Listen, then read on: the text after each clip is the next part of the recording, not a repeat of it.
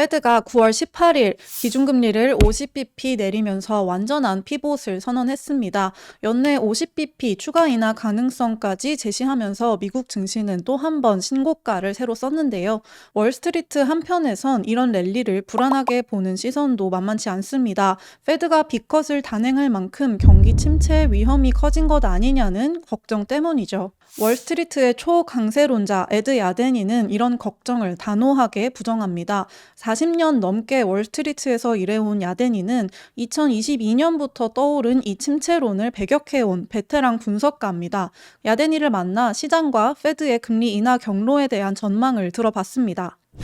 So first, we have to talk about the Fed meeting, right? The Fed cut rates by half point. There were many speculation, and they also gave the projected year-end target rate of 4.4%, which says they will cut more through the remaining year. I know that you once gave us the forecasted Fed to cut only once, and then they're going to be done.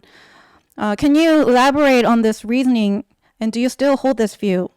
There's an old saying, don't fight the Fed. And then, of course, they did deliver 50 basis points instead of 25. And even a week before, the markets were thinking 25 was the more likely scenario. So they've really been going dovish all the way. And then, as you said, they've also signaled that they're going to cut maybe by another 25 to 50 basis points. It's my view that the economy really doesn't need that kind of help, that the economy has been doing just fine.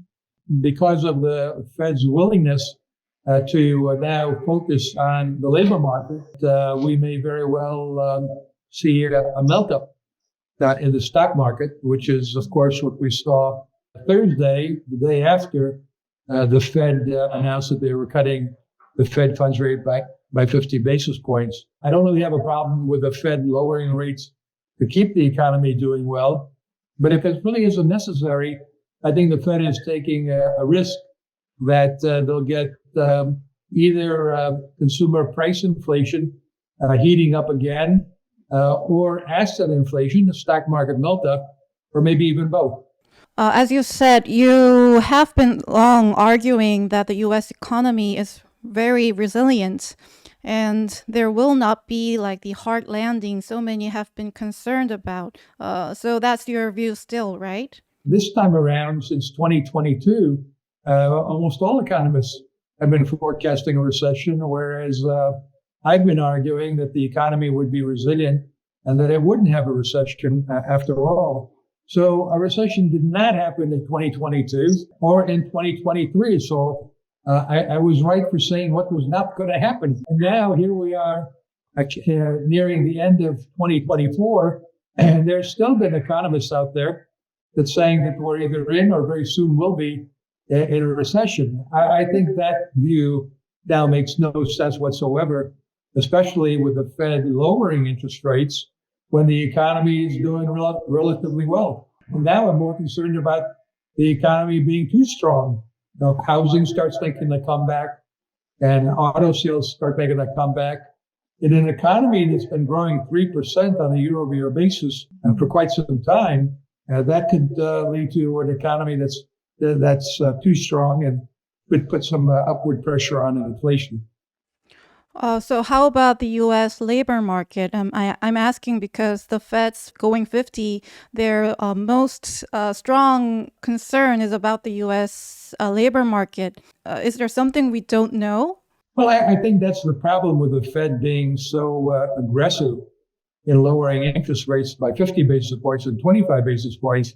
It does kind of raise the question, what do they know that we don't know? Because I think most people recognize the economy is doing relatively well. Maybe they're concerned that some borrowers will go delinquent on their debt obligations, perhaps in business or in commercial real estate, and they want to take that pressure off. And that's a reasonable position to take. But again, they're now taking, by going fully towards keeping the unemployment rate down, they are risking having more inflation as a consequence of that. Also, it's kind of premature for the Fed to make the kind of promises it's making in terms of lowering interest rates some more before the end of the year, and then another 100 basis points next year seems to be their forecast of the people running the Federal Open Market Committee.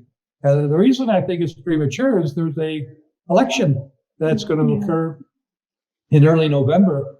And we really have to see how that concludes because both Harris and Trump are likely to increase the deficit, pursue inflationary policies if they get enough support in Congress. Fiscal policy doesn't matter, and for them to believe that they can just conduct monetary policy without factoring in fiscal policy, it's not necessary to take a position at this point. Since you mentioned inflation, right before the Fed's decision, you pointed out that the 50 basis point rate cut might reignite the consumer price and or asset inflation. So you think that now that the Fed actually went and cut 50 basis points, do you think the risk of inflation is much up? I don't know if it's up a great deal, but it's certainly, I think we all would have been better served if the Fed continued on the course that many of the Fed officials said, that they weren't going to lower interest rates until inflation came down to 2% and stayed there for a few months. Well, it's not quite there. It's still slightly above 2%, but they are projecting that they are on the right course. I think they jumped from being focused on bringing inflation down and not worrying that much about the impact on the economy and the labor market, which makes sense. Because first and foremost, the central bank really has to make sure that inflation stays down. But then they didn't have to swing all the way to an obsession with the labor market. They could have said, we're now balanced, and we're going to be watching both the inflation numbers and the unemployment numbers. But if the economy is doing okay and it's going to be even stronger with 50 basis points. So there are a few number of economists saying after the Fed decision that they might have to pause or maybe raise the rates because of inflation after this 50 basis point cut. What do you think about the... Look, I don't want to get too negative. I think economists generally spend too much time on focusing on the Fed and its impact on the economy and the financial markets. I mean, the Fed certainly matters a great deal. But the economy also has a life of its own. I think what we have to factor in is that even if the Fed now is providing a policy that will give us even stronger real economic growth, it isn't necessarily going to be inflationary if productivity is making a comeback. And I think one of the reasons that inflation has, in fact, come down so rapidly is because productivity has been stronger than just about everyone expected. We've been talking about the roaring 2020 scenario where we thought that technology would, in fact, lead the way to better productivity growth. So that story is working out really, really well. Mm-hmm. And we've seen productivity growth picking up. Meanwhile, compensation, wages and salary inflation has moderated somewhat. Mm-hmm. But the important thing is unit labor costs, which is sort of the underlying inflation rate in the labor market, is almost down to zero. Mm-hmm. And so I think productivity has done a great job of bringing inflation down at the same time that it's supported real economic growth. So I don't want to get too negative here. As a matter of fact, I remain positive on the stock market. Mm-hmm. I just worry now that the Fed, by easing so aggressively and signaling that they are so one-sided in their analysis of their mandate, so much focused on unemployment rather than inflation, that the result may be a melt-up in the stock market. Mm-hmm. And I like my bull markets to be slow and steady. I don't like to have the bull market go and spike straight up and then have a major correction early next year. But I think that's a possibility. You said that your base case is the S&P 500 going to 5,800 by year end. Yeah, so do you still hold that view? I still hold that view, but I'm also communicated that I think that the chances of a melt-up have increased here. I have a base case, and the base case has been the roaring 2020 scenario.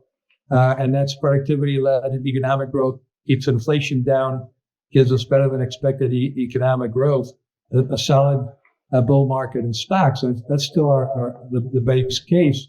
And I've been using a 60% subjective probability as a way to communicate that it's my most likely scenario. It could also be the 1990s where we had a meltdown. And then I give that to 20%, but I've changed the odds to 50% now for the base case, and 30% for the possibility of a meltdown. And the remaining 20% subjective probability hasn't changed. And that's something like the 1970s, where geopolitical problems lead to a spike in oil prices, which creates inflation problem again and a recession. So I know that your 50% scenario is, as you said, a slow and calm bull scenario going S&P 500 to 5,800 by year end. And something like, probably in the next 2 years, maybe up to, something closer to 6,800 or 7,000. Wow. Yeah, that would be a scenario where the market goes up along with earnings.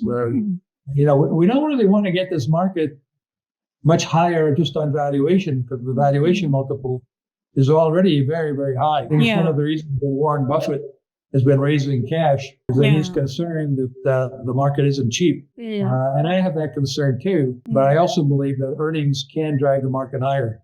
Also, if in that 30% probability, if that comes true and the market is actually in kind of an irrational exuberance, what do you think will happen to the stock market if it really goes through a correction? Look, at the beginning of the year, I was predicting that the S&P 500 will get to 5,400 by the end of the year. So my forecast at the beginning of the year was among the most optimistic. So the market's been much stronger than I or any other bull really expected. And so around July, when we got over 5,400, I said, it looks as though this could go to 5,800. And now we could be there by the end of next week, the way that the market's been going.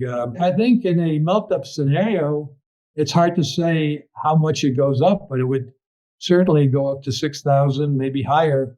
And it could do it in a very short period of time, maybe between now and the end of the year. I don't think that we then have a bear market. I think we could have a correction and the market kind of stalls for a while. But I think investors are getting a little bit ahead of the political fundamentals, because we really don't know who's going to be the next president and what policies will actually go through. But we do know that neither party really cares at all about the deficit, and neither party really cares that much about the inflationary implications of their fiscal policy. So again, I think it's premature for investors as well as for the Fed to jump the gun here and conclude that all will be well. But for now, it's a bull market, and again, the probability of it being a melt-up has increased. And if that's the case, then melt-ups are usually followed by meltdowns. As long as inflation stays moderate, it should be more of a correction than a bear market. It may very well be a buying opportunity. So let's talk about the dollar yen. Before the Fed's decision, you said even though the Fed is going to start their cutting cycle, the stock market wasn't doing well at that time. And you attributed that to the maybe more dollar yen unwinding coming. And now that the Fed cut 50 basis points, what do you think about the negative effect of the dollar yen unwinding coming to the U.S. stock market? And both numbers led the markets to anticipate that the Fed it has already done, which is lower rates. Meanwhile, the Bank of Japan was signaling that they were going to start raising interest rates maybe more aggressively. And as a result of that, the yen, which had been very weak, suddenly strengthened quite a bit. And so I think we did see the unwinding of the carry trade in early August and again in early September. But, traders move very, very quickly. And I think what we just saw here with the Fed cutting the Fed funds rate by 50 basis points is that the carry trade has really been unwound. And so as we saw, the Fed cut by 50 basis points, and instead of having a problem with unwinding, investors say, well, if the unwinding is over, then lower interest rates are generally bullish for stocks, and that's what we saw the Thursday after the day after the Fed announced the 50 basis point cut. So maybe can you give us a projection of the US dollar's performance and dollar yen by the year end, or maybe 12 months? I don't know that we're going to get a much stronger yen. It was very weak, down to 160 or less. Now we're back to about 140. I suppose it could be 130, 135 is where we could go next. But I think the economic data is going to come out stronger than expected in the United States. And if that's the case, then I think markets may start to have second thoughts. It could still be one and done. It's just instead of 25 and done, it may be 50 basis points and done. Fed Chair Jerome Powell did state in his press conference that just because they did 50 doesn't mean they're going to do 50 again. Yeah. And it doesn't mean that they have to do anything depending on what the data shows. But clearly, he's pivoted towards being much more dovish. There's no doubt about that. But it may not be his last pivot. If the economy turns out to be stronger than he expected, we may not have a rate cut in November and maybe not in December. So I think the jury's still out on whether we have 2 rate cuts. Again, I don't think the economy needs 2 more rate cuts before the end of the year. I think the fixed income market's already anticipated what the Fed was going to do. And we've gotten a substantial cut in interest rates that will take the pressure off a lot of businesses that have to refinance or automatically refinance because of their floating rate debt. And I think we will see that the mortgage market starts to respond positively to the cut in mortgage rates. Even though the BOJ is projected to raise their rates once more in maybe December, even then you think it won't negatively affect the U.S. stock market? I don't think so. I think, commodity traders are very nimble. They move fast, and they like to have the probabilities, the odds on their side. And I think at this point, they've probably either gotten out of their trades or hedged their trades pretty well. So your whole argument that the U.S. economy is very strong, and then even though the inflationary pressures exist, they won't flare up as we worry, is because of the AI and all the productivity of the growth. So I have to ask, there are many people saying that like the bubble risk of AI is rising. So how do you project about this? And should we be positioning defensively, or should we just keep going with the AI, or should we go somewhere else? Well, I don't think you want to be overweighted AI at this point. It's not a secret. Everybody knows about the technology, and everybody knows a lot of money is being spent on the technology. I think there's different versions of AI.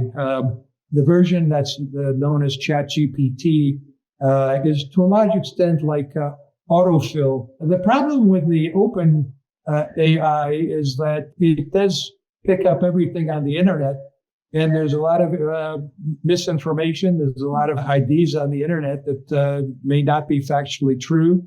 And the program may think it may sound right in what it produces, but there's what's called hallucinations. But then there's another version of AI. I really think of AI as big data with supercomputing. I think what we're discovering is that the real strength of the NVIDIA chips, the GPUs, the graphic processing units, is they basically are a cheap version of supercomputers. And as a matter of fact, Oracle announced that they're going to put together a few thousand of these GPUs together to create a supercomputer. So I think the combination of supercomputing and big data is a huge positive for productivity, as long as the data that is put into the system is your own data. It's clean data. Again, I think there's a lot of hype and confusion about what AI is, in my mind, concluded that it's really just supercomputing, putting big data into a supercomputer and coming up with the results at the speed of light. And ChatGPT is not a perfect system at all. And the Google Assistant, if you've tried that, it makes a lot of mistakes. So we're not ready for prime time for those levels of AI. But I think at this point, I would view all companies that you can invest in as potentially technology companies. They either make the technology or they use the technology. And I think we're going to find that a lot of the companies that use the technology are the ones that will get the biggest benefit of productivity gains. I think you really have to do your homework. And you certainly are going to have every company telling you that they're using AI, but just because they're using it doesn't mean that it's actually doing much for their productivity. But I would, we've been recommending overweighting technology, generally speaking. Clearly the cloud providers will continue to do well. The data centers will do well. The companies who provide servers. I think that continues to be a growth industry. In the United States, 50% of capital spending now is on technology. Yeah. And that's from about 20% 20 years ago. So companies are spending a lot more in technology because it is increasing productivity and will continue to increase productivity. Look, we've got a shortage of workers everywhere around the world. We have no choice but to figure out how to, if not replace, at least to augment, to add to the productivity of workers, because productivity is going to be the source of economic growth. It's going to be the source of better real incomes.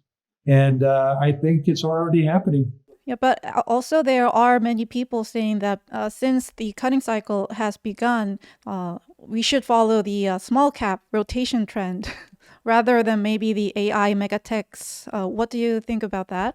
I agree with that. I think that the small caps have underperformed considerably. Much of that was attributable to interest rates remaining very, very high. And a lot of them have floating debt so that they automatically have to pay more in interest as interest rates go up. And so we definitely have seen an improvement in the performance of the small cap, mid cap stocks as the Fed has delivered the interest rate cuts that the market expected. Having said that, I also look at earnings. And so while from a valuation perspective, there's a case to be made for small and mid-cap stocks, I'm very concerned that for the S&P 500 or the Russell 2000, earnings have been flat for a couple of years now. I'm not quite sure why that is. In the Russell 2000, there's a lot of companies that lose money included in the earnings. The S&P 600 is also a small cap index, but it also has not done very well. But it should have a better earnings profile. Look, I think at this point I'd be more inclined to focus on the S&P 493. I have the Magnificent Seven, and a lot of the great companies outside of the Magnificent Seven have not performed very well, and I think they're starting to perform very well. And I think part of that is because they are going to deliver better than expected earnings as the technologies they use. And it's not just AI.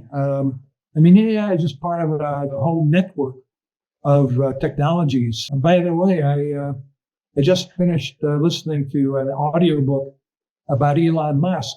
Every investor should read that book or listen to the book. One technology is very much integrated with other technologies. So artificial intelligence, autonomous vehicles, they lead to the conclusion that you can use a lot of those technologies for humanoids, for robotics. Yeah. And it looks as though, Elon Musk tends to promise delivering things a little sooner than actually happens, but he does deliver. And I think we are looking in the next couple of years at humanoid robots that really do increase productivity dramatically, not just in manufacturing, but in services, maybe some other areas. It's no longer a kind of science fiction. A lot of what we're saying are the technologies actually exist and a lot of money is being spent to make them work. So if the humanoid, the Tesla's building, Optimus, if it comes out, will you buy it? You mean to replace me? Yeah. No, I think Elon Musk is making that Optimus for like domestic use also, and he said it's gonna be like $2,000. Well, again, Elon is a visionary. He often tells us that this will be available by the end of the year, and it turns out that's not the case. The reality is there are a lot of engineers working for Elon Musk. There's a lot of engineers working all over the world to make these technologies work effectively. The Chinese are spending, as well as the Koreans, are spending a lot of money and technology and brain power and creating these revolutionary technologies. As a Korean, what surprises me is that you said that because of the fertility rate going down and the population getting old, we have to have this kind of productivity. And in Korea, it's much more a big problem in that kind of population issue. Is that also true in U.S.? I'm asking because there are so many immigrants coming to U.S. to work. The U.S. is definitely different than a lot of areas. But look, there's a tremendous immigration into the U.S. I presume that most of these people are not skilled, and right now we have a shortage of skilled workers. And I think technology is going to be very useful in producing the kind of productivity gains that can be used by all workers. I'm really quite optimistic. That's why my base case is what I call the roaring 2020s. And so far, so good. I mean, it's actually been a remarkably good decade. Didn't start too well, and we still have these serious geopolitical challenges up ahead here. But all in all, the global economy, particularly the U.S. economy, has really done quite well. Just, you mentioned geopolitical tensions, so let's just talk about that for a little. How do you assess the impact of geopolitical tensions like US, China, and of course in the Middle East? What's the impact to the market and how should investors think about this? Well, historically, geopolitical tensions, geopolitical crises have actually been buying opportunities in the stock market. I think what we learned in the 1970s is that the geopolitical crises that cause oil prices to spike are really troublesome because they create an inflation problem, which requires the central banks to raise interest rates when the economy is getting a big depressing impact from people having to spend more on gasoline. Things are not good on a geopolitical. They're not stable. They're unstable, and things could get worse. But I think look at the price of oil. The price of oil has stayed down. Yeah, why is that? Well, I think it's a couple of reasons. One is China is in a property depression. China's property calamity is worse than what happened in Japan in the 80s, worse than what happened in the United States in 2007, 2008. And huge negative wealth effect for Chinese consumers. Not only is their wealth in real estate down, but so is their wealth in the stock market down. And then, of course, they've got a much more geriatric demographic profile because of the aging of their population that was exacerbated by the one-child policy. So China's economy is in trouble. The Chinese are trying to offset that by doing what they've done in the past, which is export more. And that is what happened. China is exporting deflation to the rest of the world. So that is a problem. On the other hand, it also may very well limit China's readiness to actually get into a war over Taiwan or over the South China Sea because their economy isn't doing well. I think that's actually one reason to be relatively optimistic that things aren't going to get worse geopolitically. And the China front, there's still the potential for things to get much worse between Israel and Iran. But with everything that's happened, the price of oil has stayed down because China's demand is weak. Europe is facing a lot of competition from China, particularly in the auto industry. Germany, the recession going on. And then even though President Joe Biden promised that he cut back on fossil fuels, the U.S. is producing 13 million barrels per day in oil fields. So there's a lot of production going on here. So there's an excess capacity, and so the price of oil has stayed down, and that's helping to keep inflation down. So when I listen to you, it seems like the only way to invest is to go for US rather than like maybe Europe or China or maybe India. Do you think the US exceptionalism is going to go all the way? Well, I've been in this camp since the great financial crisis. And during the bull market that started in 2009, 2010, I recommended overweighting the United States. That doesn't mean that there aren't opportunities in other parts of the world, as you mentioned. But I think we have seen that the S&P 500 has in fact outperformed other markets by quite a bit, especially other developed markets. India has obviously had a huge run. I think at this point it's been discovered, and I don't know. It doesn't mean that it's going to go down, but it's not a cheap market. If you want a cheap market, then you come to the United States and do the small cap, mid caps. They're going to use technology to increase their productivity. They are going to benefit from onshoring. But all in all, yes, I would continue to recommend overweighting the United States, especially in the technology area. About the elections, U.S. elections, what is your own projections? Well, I think both Harris and Trump could be bad news for the U.S. economy for different reasons. But what they share in common is they don't really care about the deficit, and they don't really care about the inflationary consequences of their policy recommendations. So from that standpoint, the U.S. economy may actually have some pretty serious challenges up ahead here. So why do I still talk about the roaring 2020s? Well, I guess I'm betting that the winner in November will be what on Wall Street we call gridlock. What we have to know is not just whether it's Harris or Trump. We also have to know Congress. The constitutional system here is very much a checks and balances system. And so if we get one or the other, but a Congress that makes it very hard for either of them to get their policies through, I think that would be bullish for the stock market. I don't think that it'll be Democrats all in power or the Republicans all in power. For the last, you have worked in Wall Street for like over 40 years. In this period of so high volatility and uncertainty, plus I think it's much more hard to predict where the money is going, maybe because the money going after momentum, we say like CTA funds or algorithm. What risk should we look out for, and what principles should the investors bear in mind?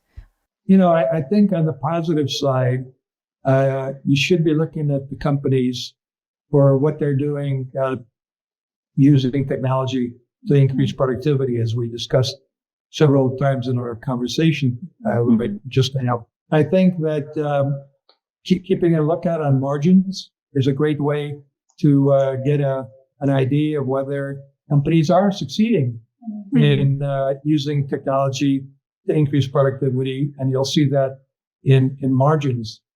I'm expecting that the S&P 500 corporate profit margin will be going to new record highs over the next few years because of my productivity story. So really pay attention to the margins, and if a margin disappoints, take that very, very seriously. I think earnings will be the key here. Until recently, it's been all about valuation. It's all about seeing a big increase in the valuation multiple, the PE multiple, particularly of technology. But that just means that as I said, the S&P 493, they're not that expensive. They're selling at 18 times forward earnings, whereas the S&P 500 is selling at 21 times forward earnings because 7 stocks, the Magnificent Seven, are selling at something like 30 times forward earnings.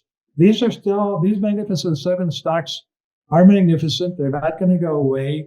And they have a tremendous amount of cash and technological know-how to stay ahead in the competitive race. And it's that competition that really keeps us moving forward. So it's very important to invest with companies whose managements understand that they're in a very competitive world marketplace, and they have to constantly innovate and cut costs in order to stay ahead. Oh, so thank you so much for your valuable insight. Absolutely. I enjoyed our conversation. All the best to you. Thank you. You too.